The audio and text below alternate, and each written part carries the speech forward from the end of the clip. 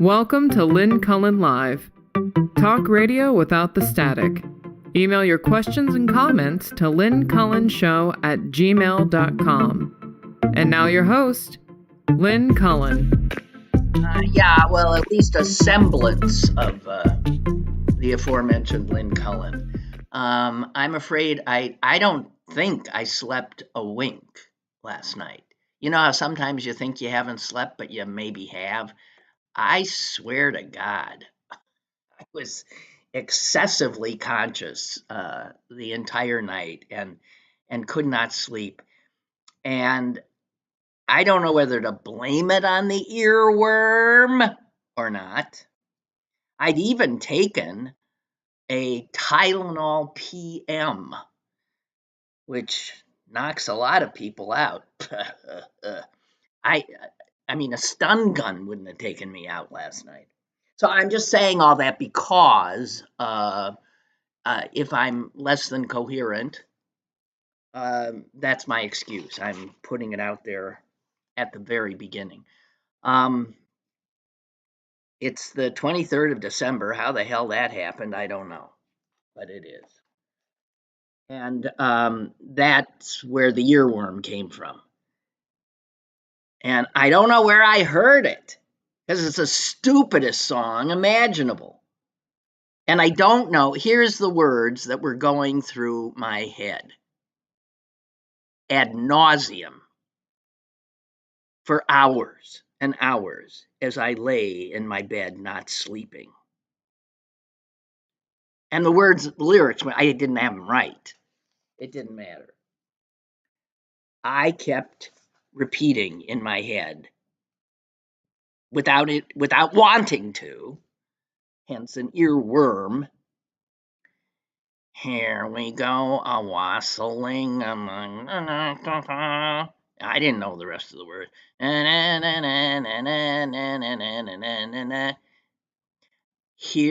I was doing here we go a wassailing, here we come a wassailing, and I was really pissed.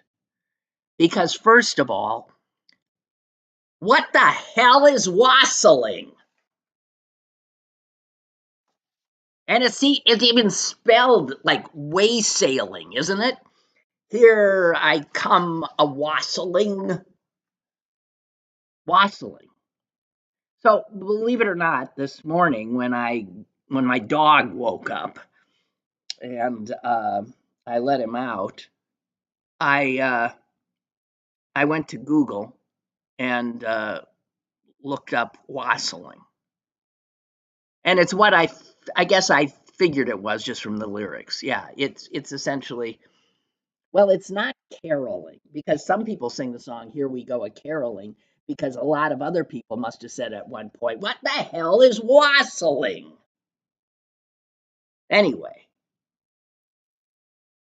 as earworms go, this one was particularly egregious. And thus I find myself, in a bit of a mood. Here we go, I'm wassailing.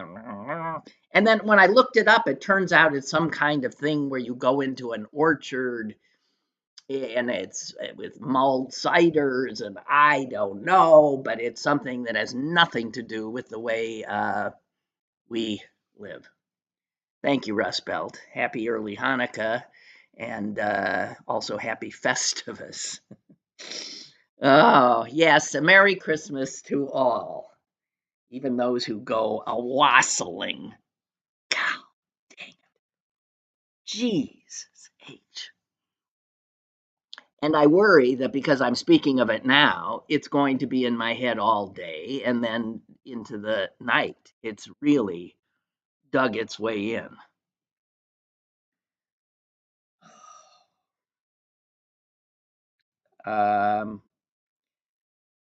Okay. Oh, somebody sent a Christmas Carol to me at City Paper, and City Paper has sent it on, and I got it I don't know, late last week. And I don't know who this is. It's anonymous, but this person says that they've written a song that might provide inspiration or hope to others that I'd like to see somebody put to music and share with the world. Well, uh, this ain't exactly the world, guys, but I will. I'm passing this on. This is what the person wrote, and since they took the time to bother to send it, they say it's sung to the tune of White Christmas. Now, if you're the author, the lyricist is out there, forgive me because this is the only thing I'm going to do with it. And forgive me also for I'm not going to sing it. I can't do that to you. But it goes to White Christmas. I'm dreaming of a full impeachment, just like the one he should have had when the year is 2026 and the Senate has totally flipped and he's been acting very bad. Oops. I'm dreaming of a full impeachment, just like the one we surely need, where the votes are honest and true, and where Trump gets all that he is due. Man, my voice is deep today. That's from not sleeping. Anyway, that's it.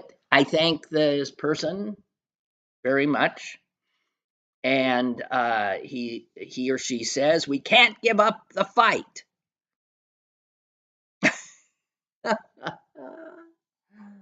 You're right, we can't.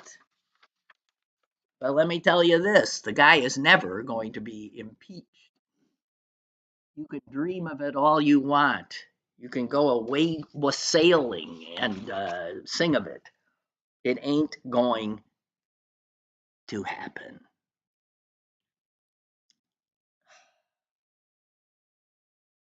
Okay, speaking now, if this song had stuck, well, you never want an earworm, but this is the old bit of the day because why not? Michael Brewer, I didn't know the name. It's a relatively common name, I guess. Michael Brewer. There was a picture of him here, and I didn't recognize him, but then it turns out I he's famous for a song, and the song I must say I knew. Um, he was part of a duo, folk rock duo in the '60s, and he wrote "One Toke Over the Line." Yep. Anybody not know it? So that little ditty, which apparently was written as a bit of a joke, when in fact this duo was about they were called what was the duo called? Brewer and Shipley. Um, they were about to go out on stage, but somebody slipped them some good hash, and they'd taken some, and one of them said to the other before they walked out to perform, "Whoops, I think I'm one toke over the line."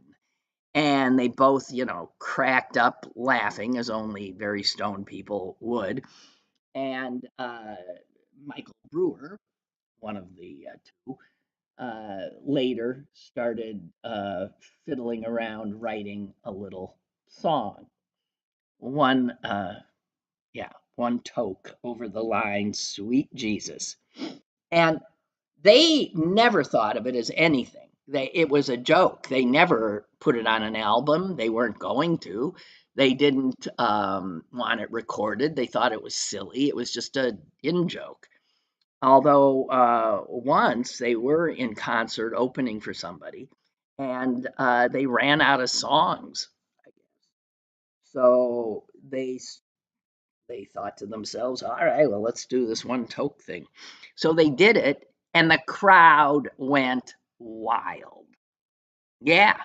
So It ended up being recorded. It ended up hitting the top 10 in 1970, and it ended up their only song to ever get in the top 10, and pretty much their only song that anybody ever knew.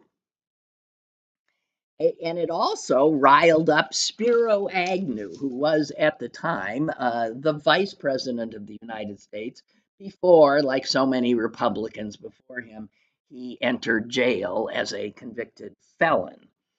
But Spiro went nuts about One Toke Over the Line, and he gave a speech in which he warned that drug use was threatening to sap our national strength. And he called out pop songs like One Toke Over the Line and the Beatles with a little help from my friend.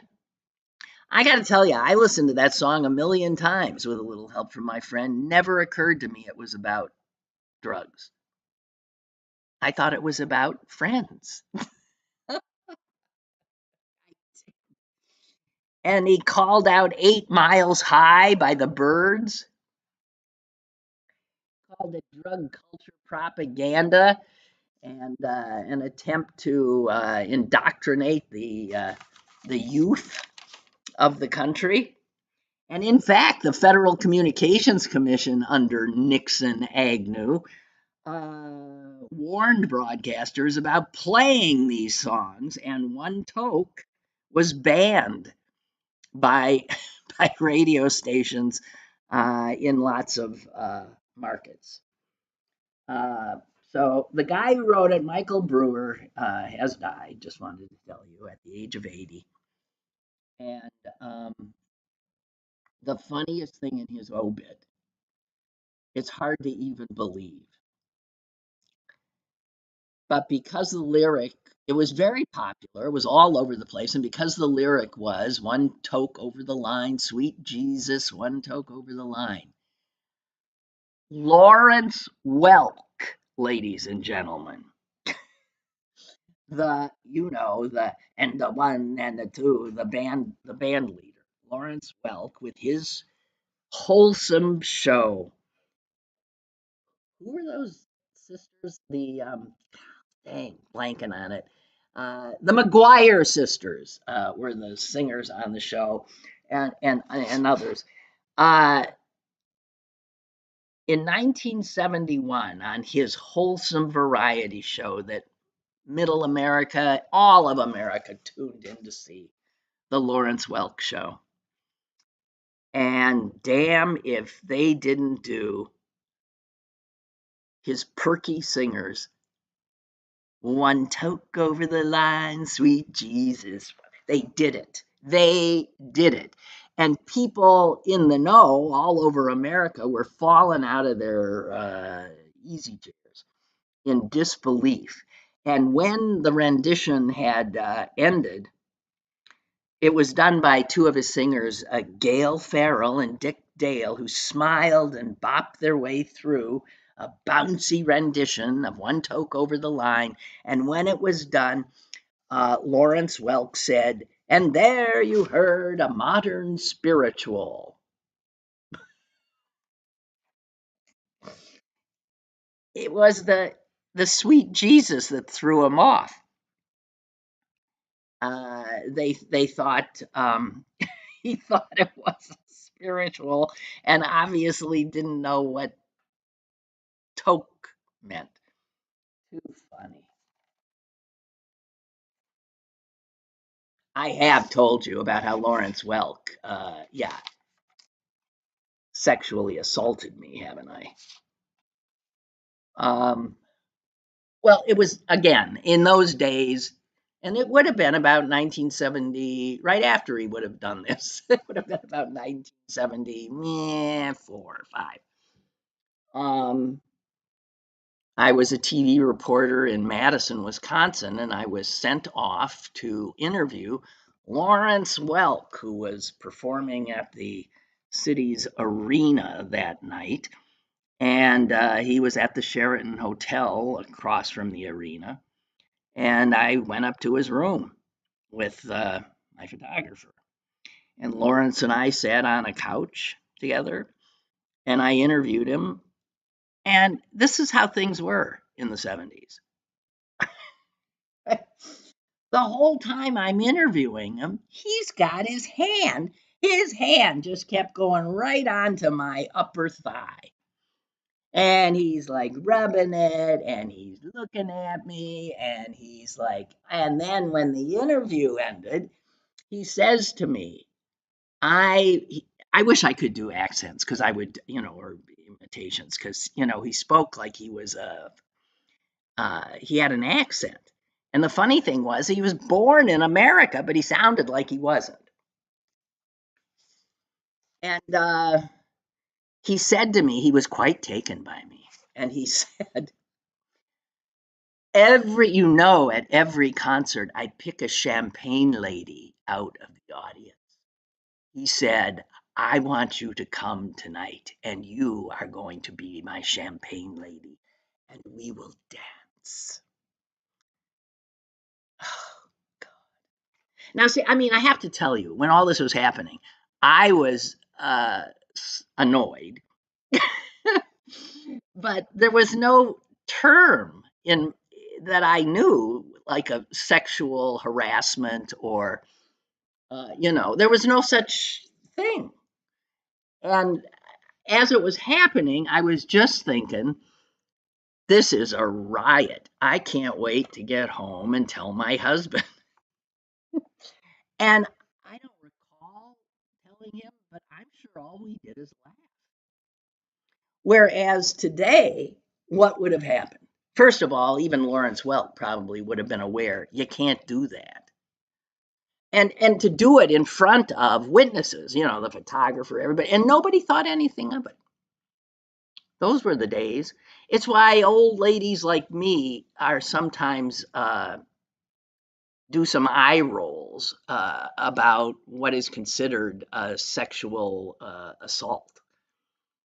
Um, I mean, we were assaulted on a regular basis every day. It was part of working in a man's world. Uh,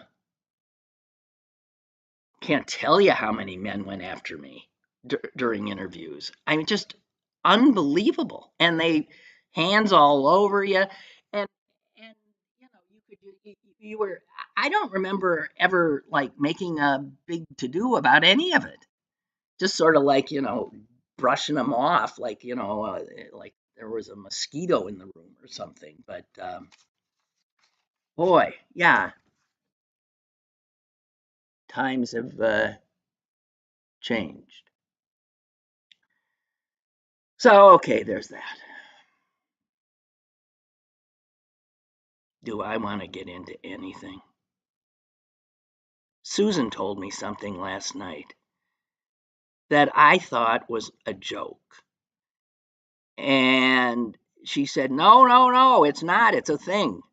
And then I said, oh, yeah, well, it's a thing, on social media or something. I mean, it's not. And I refused to even listen about it. I said, I can't, don't. And then this morning, there it was in a big story in the Washington Post. This thing I had assumed had to be some kind of viral bunch of nonsense on the internet. No, it's something that is in churches around the country.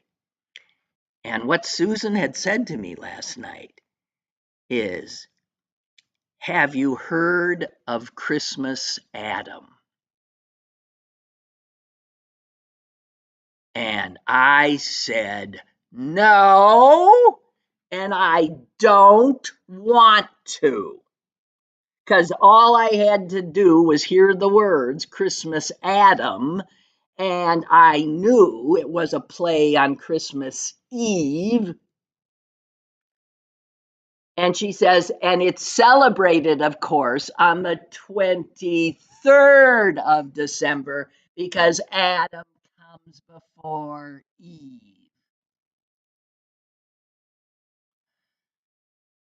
And I went more ballistic than I did when Lawrence Welk was trying to, cop a feel. How do these paternalistic sons of bitches who call themselves ministers of God or whatever they are, pastors, how don't they ever miss a chance to put down women? It's just mind-boggling. And I read the article. It was so annoying. They all say it's just really a kind of joke. It's a kind of joke. I'm not laughing.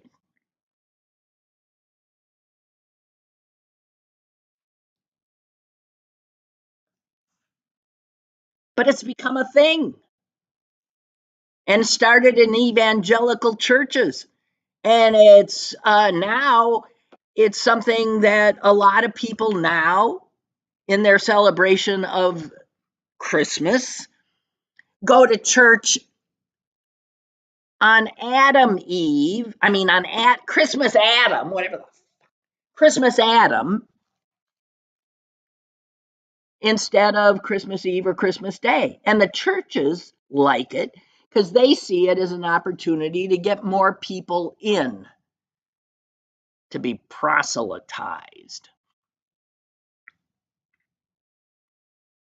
And there was a quote in the article that said something about, let me see if I can find it. Oh, here it is. A retired scholar on the history of Christmas says American evangelicalism is full of inventions. Yeah, I'm thinking. Sure is. Inventions like a fascist America. In inventions like hating thy neighbor, deporting thy neighbor. Yeah, I know evangelical Christianity is full of wondrous inventions. And one of the things I'll give them, that these inventions almost invariably are not about spreading the word of God. God's secondary. It's about bringing in money. So it's the evangelicals who, of course, figured out uh, these, having these monstrous churches and having productions essentially instead of services, um, who understood that if you want to get the masses to come, you entertain them. Jews have never figured this out. But I look with some cynicism, obviously, at it, and distaste as well. Um, I, I don't know. I'm sorry. I won't. I'm not even going to go there. Christmas Adam. Give me a break. Oh my God, Milton! You found one Toke Over the Line on Lawrence Welk. Oh my God! I cannot wait. I cannot wait to watch it. Oh, thank you. That's funny.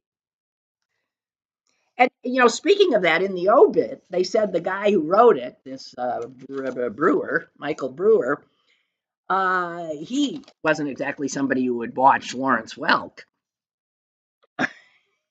so he didn't see it, but he sure as hell heard about it very quickly and couldn't believe it. And this is in the days before, you couldn't then, if you missed it, I don't know if Lawrence Welk was taped or was live, but there was no going back. And he tried for decades, it says in his obit, to find a clip of Lawrence Welk doing his, his song, and the last line of his obit is, and when he finally viewed it, he told a magazine, "I sat there with my mouth open." Unbelievable. Well, I'll be happy to watch it. Thank you. Oh, God. Oh, Christmas Adam. Marketing. The evangelical church is really, it's like the Republicans too. They're all, these guys understand marketing. Democrats should maybe start going to evangelical churches and learning this marketing stuff. How to draw a crowd, how to keep them coming. And it doesn't have anything to do with, I obviously, when I think of these evangelical churches and how they're hand in glove with the neo-fascists and the racists in this country, I I know it's nothing about the teaching of Jesus. Nothing about that. It's about power. It's about power. And in that regard, it is just like the Trumpians. If you're an evangelical and I'm offending you, I'm sorry. It's what I think.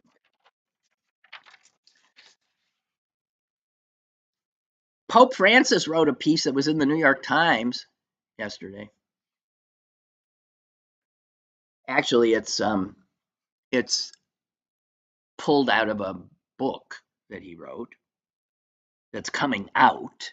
It isn't out yet, called Hope. And I enjoyed it because it's the Pope talking about how important humor is. And to me, laughter is one of the greatest gifts that we have been given. And I myself could not ever have lived through any period of my life without my capacity to see humor in the most dire situations. And the Pope was saying that, Jesuits, and he is, he says Jesuits in the church are actually pretty much known for their humor. And he went so far as to say, yeah, Jesuits are in a class of their own, he says, bragging a bit. He says, comparable maybe only to Jewish mothers in Yiddish humor. I'm thinking, wait a minute. Don't get me started on Jewish mothers and Yiddish humor, but so there's even the Pope when he's bragging about Jesuit humor, uh, nodding his head at the Jewish humor at the expense of course, Jewish women. Um, but then he goes on to tell a joke. Well, write a joke. And let me tell you, it's not a knee slapper. But I can see that this would be a joke that the Pope uh, would appreciate, and there certainly is a lesson in it, because the Pope is does not, he finds narcissists, particularly appalling and sinful. I'm sure I can't even begin to imagine what he thinks of Donald Trump. And he says, narcissists are continually looking in the mirror, gazing at themselves. But the best advice I can give to someone in front of a mirror is to laugh at yourself. It's good for you. It will prove the truth of the proverb that there are only two kinds of perfect people: the dead and those yet to be born. Okay, so then he tells the joke that is about narcissism. And I'll just read it to you. He says it. I remember the one about the rather vain Jesuit who had a heart problem and had to be treated in a hospital. Before going into the operating room, he asked God, Lord, has my hour come? And God responds, no, no, you will live at least another 40 years. And after the operation, the Jesuit decides to make the most of this 40 years, and he has a hair transplant, a facelift, he does liposuction, gets new eyebrows and teeth. In short, he comes out a changed man. And as he's leaving the hospital, he crosses the street and is hit by a car and dies. And as soon as he appears in the presence of God, he protests, Lord, but you told me I would live for another 40 years. And God replies, oops, sorry, I didn't recognize you.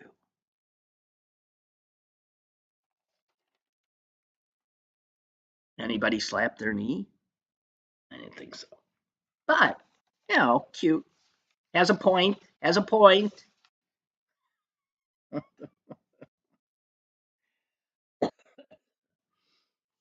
I'm sure the Pope would be in approval of President Biden's commutation of all the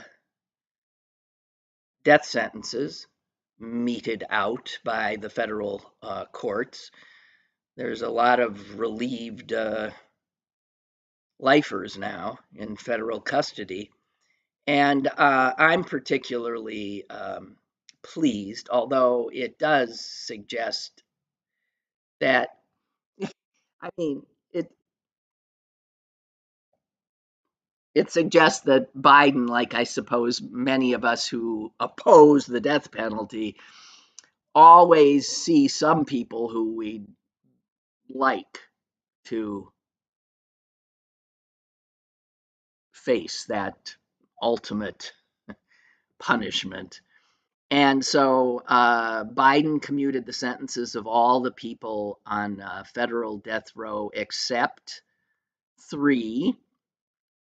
And that's our guy, Robert Bowers, who committed the mass shooting of the Jews at Tree of Life back in 2018 here. And where I remember I actually thought at the time, wow, anti Semitism is really, yeah, boy, the right wing is really making this like something we've never seen before. And at least maybe this will alert people to it and it'll die down. And anti-Semitism, ever since Bowers took out all those Jews, has, of course, increased hundreds fold and fueled not so much by Bowers types, but in fact by young, highly educated students. So he did not pardon the mass killers, Robert Bowers, Dylan Roof, who shot up those poor black church, or the Boston Marathon guy. Those three, and I would imagine under Trump, those three are gonna be put to death because Trump. Although I wonder, come to think of it, since Bowers was actually it was Trump saying that there were these caravans of murderers and rapists coming into the country, and they were funded by Jews. Hence, Jews will not replace us with these brown people.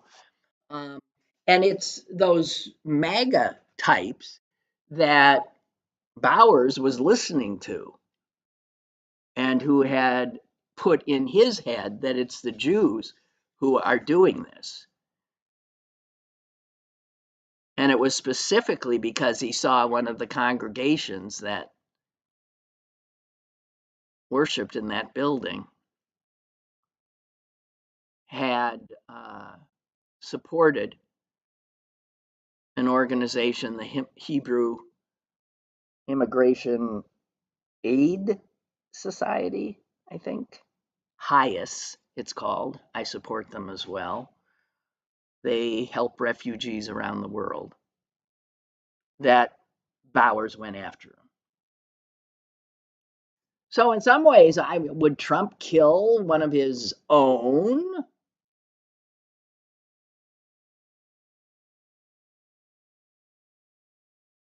Mowing down black people, mowing down Jews? It would seem to sort of fit in okay with a lot of his supporters. And while we're on that kind of hate, this, I mean, it's just mind blowing. I'm sorry.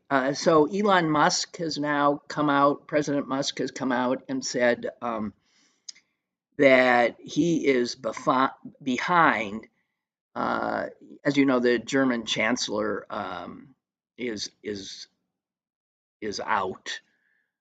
I mean, he's in until they replace him, but they're going to be replacing him very soon because he suffered a loss in a vote of confidence.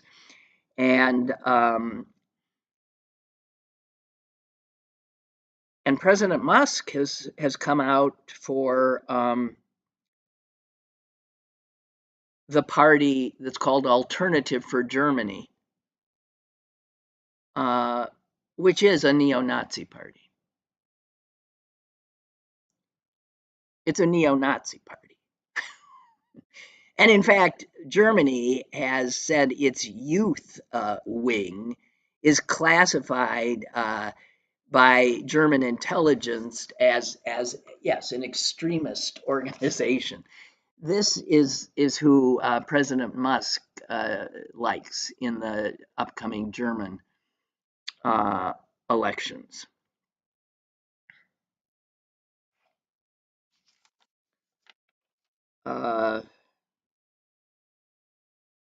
They're ethno-nationalists. They hate Muslims. They hate Jews. They only like good Aryan Christians. They're Nazis. Last month, you maybe recall, if you that a bunch of people were arrested in part of what used to be East Germany, where people still remember fondly living under the boot of the commies. Um, they arrested 8 people that were, they said, intending to overthrow the government, and many of them were members of Alternative for Germany, who Elon Musk thinks should be in charge of Germany. Unbelievable. Mm.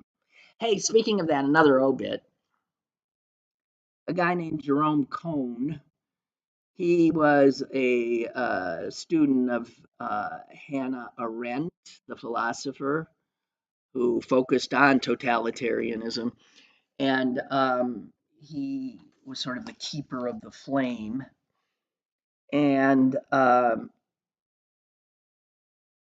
she, of course, was a German Jew who managed to get out in time. Her life, as she said, was largely defined by the rise of totalitarianism in the form of both Nazism and Stalinism. Uh, and that's what obviously piqued her interest. And one quote that's in this guy's obit from her is this, and would that somebody send it off to, well, it doesn't matter. It doesn't matter. She said in 1973, what really makes it possible for a totalitarian or any other kind of dictatorship to rule is that the people are not informed.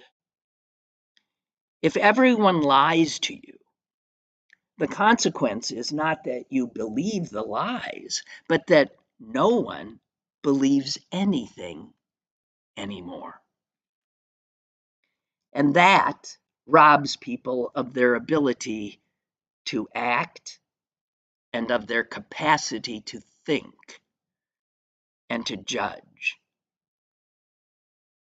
And then it allows governments to rescind the sacred right of their citizenship.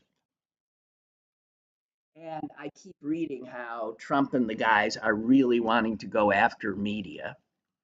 And that is in keeping with what totalitarians do. And they've already been hugely successful in undermining trust in so that people don't believe anything they see or hear. And then, given technology and the ability to alter video and have words coming out of people's mouths that they never spoke, there is no wonder that anybody, any one of us, would be reluctant to believe anything that we see or hear, because we know it could, in fact, be fake. Fake news. Who's the first person who used that? Hmm? Yeah, our soon to be president. It's what it's what has kept him uh, in power. Fake news. Incredible. Do you realize we are living in the Trumpian era? I mean, he's that big, whether we can believe it or not. And the more I think about it, the more I think he is absolutely the perfect avatar. He is in his grotesque vulgarianism and narcissism and greed and self interest the embodiment of much of what we have become, our culture. And it's mostly our entertainment culture, what it creates in people. You know, I got a letter the other day. I have to tell you this. For those of you who have maybe listened to my show for decades, you will recall someone who used to call Rich from the North Hills. And he would often write up top 10 lists, and they were very funny. He had an acerbic, very dry, cutting kind of humor. And I didn't always agree with him, nor I think did he agree with me. But he was a great caller. Rich from the North Hills. He wrote me a letter the other day, as he has for the last few Christmases. And the letters are clever and funny. And he writes letters because, and I have no way of knowing if this is still true, he didn't mention it in this letter, he refused to join the technological revolution. Refused. And so, as far as I know, he does not own a computer. He, I suspect, does not own a smartphone.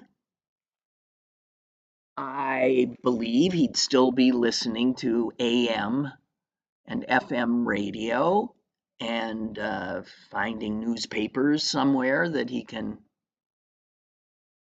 pick up and read. But he had written me a letter once saying that he refused, wouldn't do it. And I argued with him by writing him back a few times. But I could tell he was steadfast.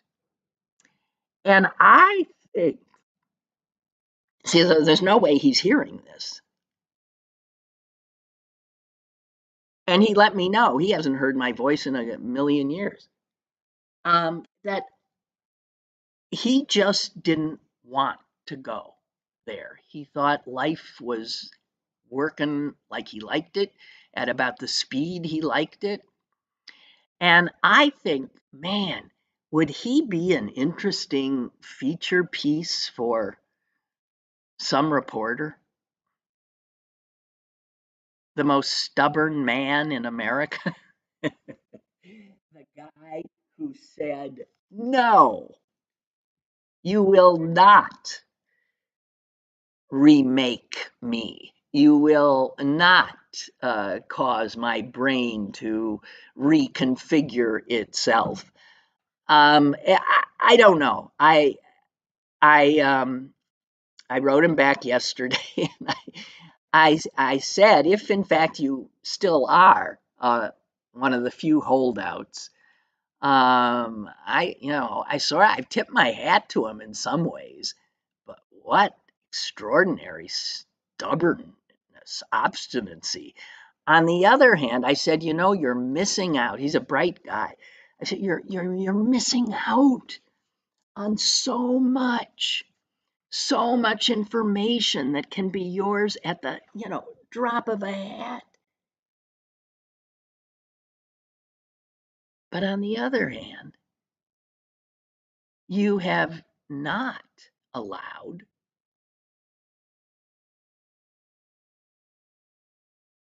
algorithms to determine what you might see, how you think. I thought he has not been, we have all been affected and impacted, and not necessarily for the good.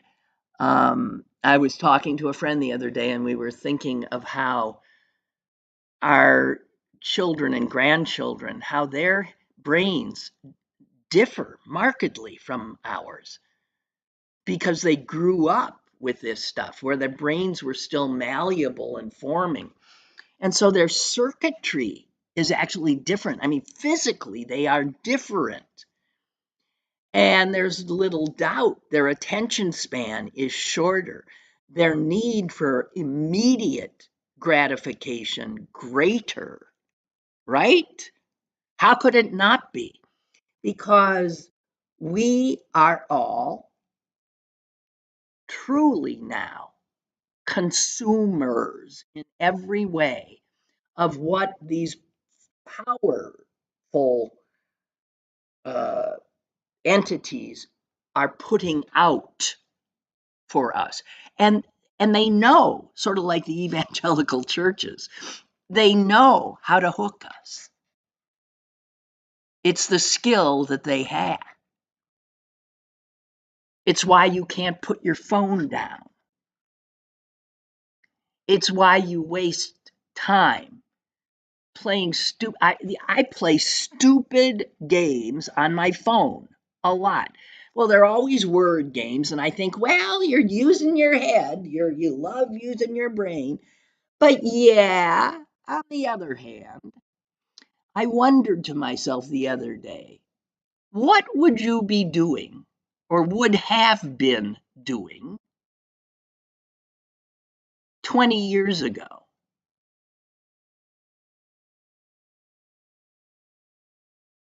instead of what you're doing now? Scrolling, playing, being endlessly entertained, consuming. And I'm thinking Rich in the North Hills, he's free.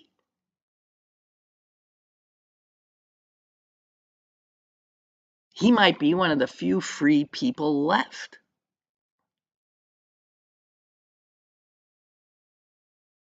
I don't know. I don't know.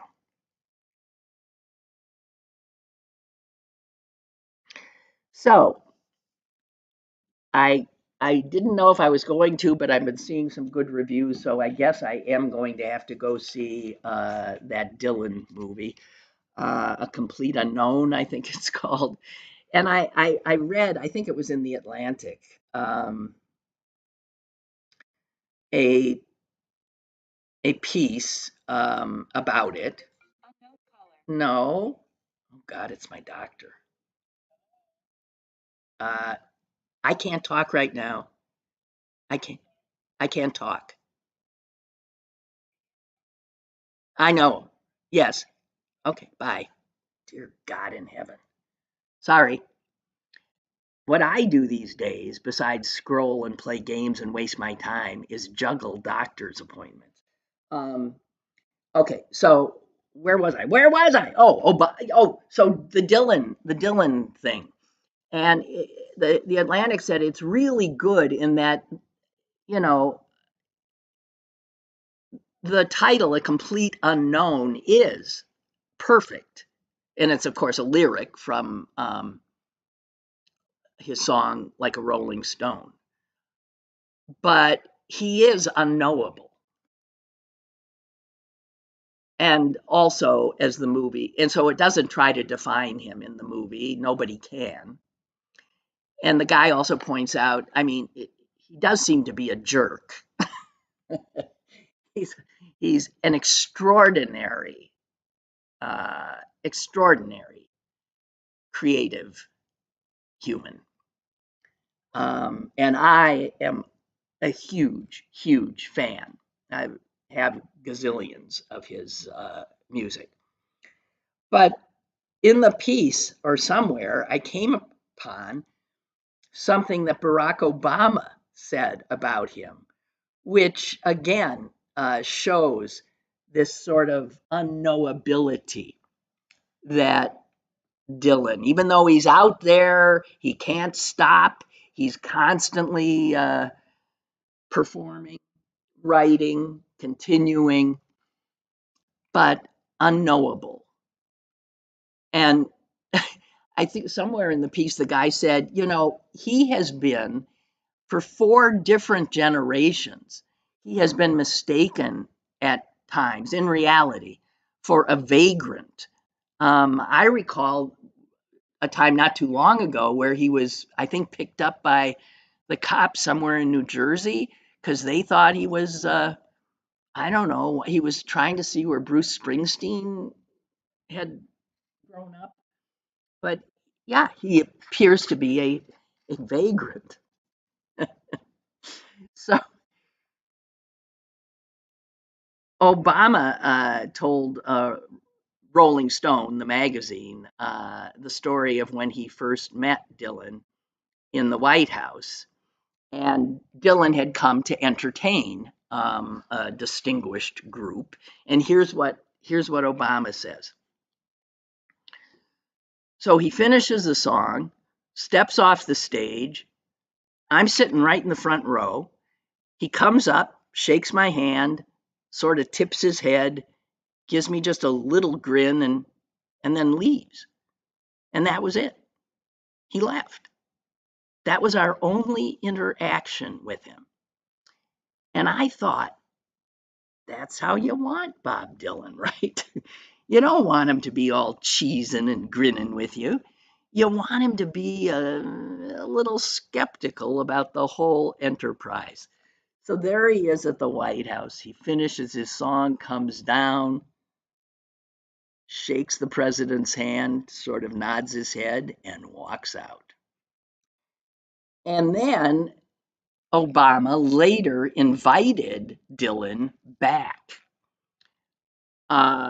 And this was a bigger to do, not to sing a song, not to entertain, but to be honored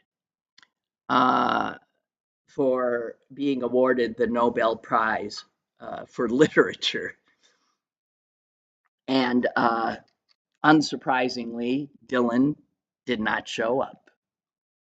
Nor did he, of course, show up for the awards ceremony, the Nobel ceremony in Oslo.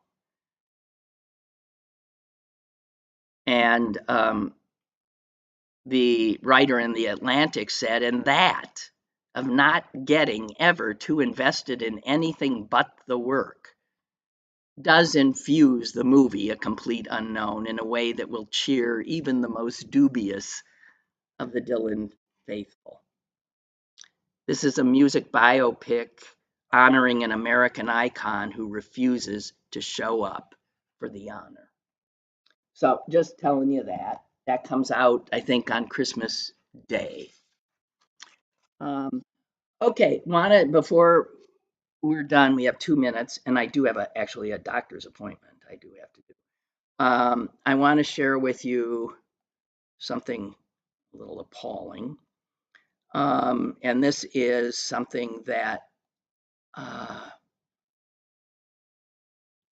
Steve Bannon said. These are his words. Like they said about Louis XIV, after me, the deluge. Well, they didn't say, hey, Bannon, they didn't say that about Louis XIV. He said it. Après moi, le deluge, right? After me, the deluge. And then Bannon went on to say, there's nobody that can replace Trump. He's a unifying figure. That doesn't include us. He's a unifying figure for them. And also a figure as a deliverer of blunt force trauma that only he can do to the established order. These are Bannon's words. And then he goes on to say, I would love to have the opportunity to have him back. And I'm serious about this in 28, if that's at all possible. And we are looking at a lot of alternatives. And To the author of this, it brings to mind what was said about Alexander the Great when he had nothing left to conquer. And Alexander wept, seeing as he had no more worlds to conquer. Trump's won in every way.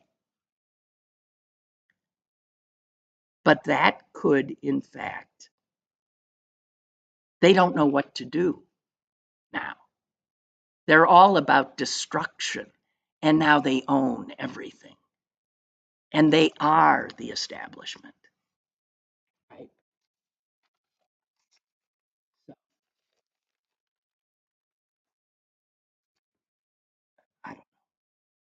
sorry, that's it. Susan will be here tomorrow. I then will be on vacation, seeing doctors, until the first Monday of the new year. Okay?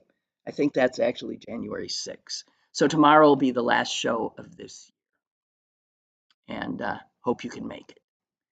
And have a good one. And Merry Christmas if I don't see you again. And Happy Hanukkah and all that kind of stuff. And Happy Festivus and Happy Kwanzaa and God knows what else. All of it. Lynn Cullen Live, Monday through Thursday from 10 a.m. to 11 a.m. and archived at pghcitypaper.com. The opinions expressed on Lynn Cullen Live are those of the host and do not necessarily reflect the viewpoints of Pittsburgh City Paper or its advertisers.